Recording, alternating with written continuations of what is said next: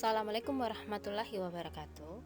Hari ini kita akan membahas ekuitas. Dalam PSAK nomor 21, ekuitas sebagai bagian hak pemilik dalam perusahaan harus dilaporkan sedemikian rupa sehingga memberikan informasi mengenai sumbernya secara jelas dan disajikan sesuai dengan peraturan perundangan dan akte pendirian yang berlaku. Dalam persamaan akuntansi, ekuitas sama dengan harta ditambah utang.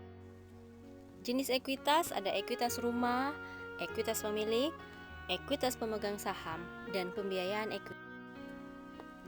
Modal yang disetor adalah bagian dari ekuitas.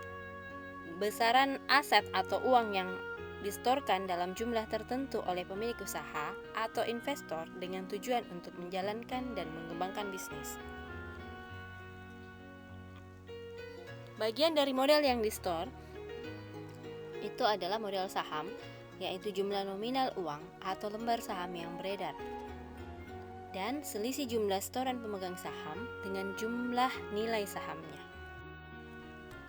Modal saham adalah bagian dari ekuitas suatu PT yang dikontribusikan pemilik. Jenis sahamnya berupa saham biasa dan saham preferen. Adapun perbedaan saham biasa dan saham preferen, yaitu pemegang saham preferen memiliki kedudukan yang lebih tinggi dari pemegang saham biasa, terutama dari segi hak atau wewenang. Sementara pemegang saham biasa memiliki hak suara yang lebih besar dari pemegang saham preferen. Saham preferen memberikan hak lebih kepada pemegang sahamnya berupa pembagian aset terlebih dahulu pada saat likuidasi, pembagian dividen, konvertibel, dan dapat ditebus kembali. Jika terjadi kerugian, maka pemilik saham preferen memiliki hak untuk diutamakan dalam hal klaim pengembalian investasi dibandingkan dengan pemegang saham biasa. Nilai dividen untuk pemegang saham preferen telah ditetapkan besarnya, sedangkan pemegang saham biasa hanya akan mendapatkan dividen jika perusahaan memperoleh laba. Jadi kalau perusahaan rugi, maka pemegang saham biasa tidak akan mendapatkan dividen. Pemegang saham biasa punya hak untuk membeli atau memesan kembali saham emiten, sedangkan pemilik saham preferen tidak.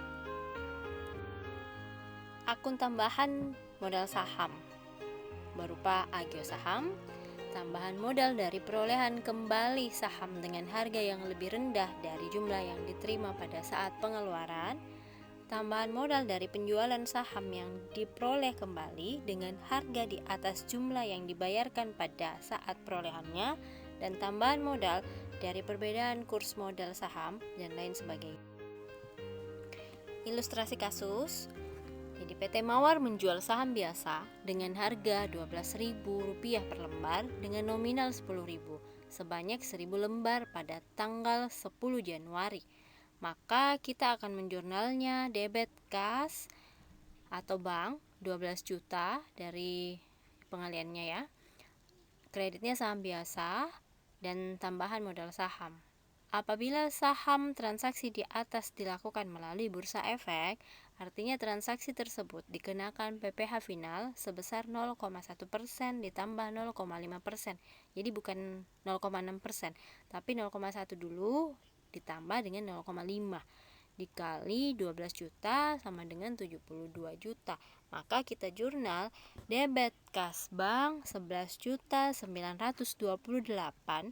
debit PPh pasal 4 ayat 2 72.000, saham biasa kredit 10 juta dan tambahan modal saham kredit 2 juta.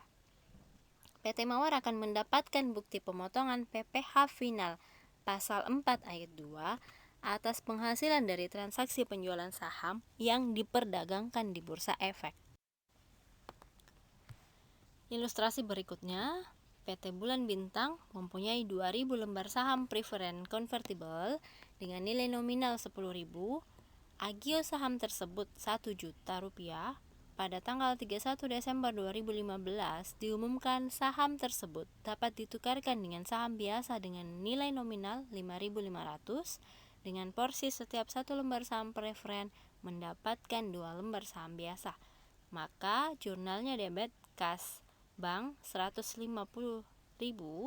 saham preferen debit 20 juta, agio saham preferen 1 juta, saldo laba 1 juta, kreditnya saham biasa 22 juta, dan kredit lagi utang PPh 150.000. Jadi mencatat konversi saham dan pemotongan PPh 23 atas dividen itu tarifnya 15% dikali dengan 1 juta dengan agio sahamnya.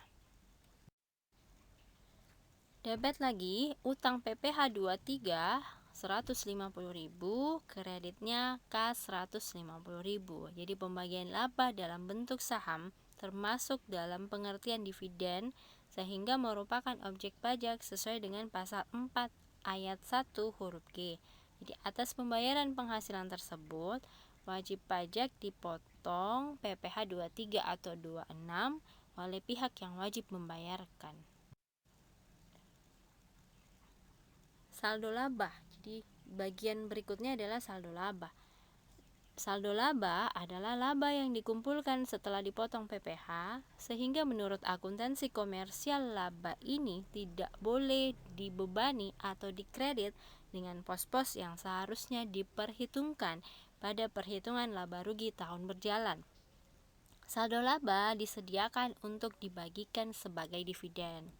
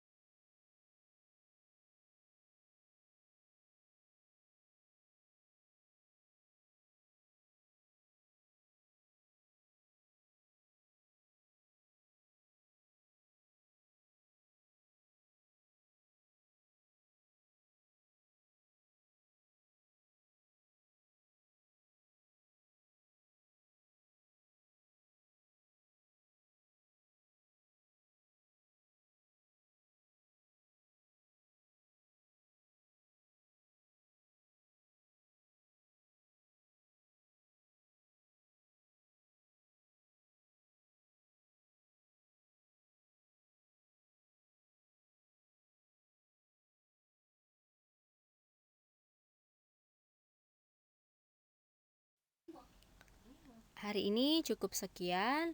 Saya ingatkan jangan lupa kerja kuis. Assalamualaikum warahmatullahi wabarakatuh.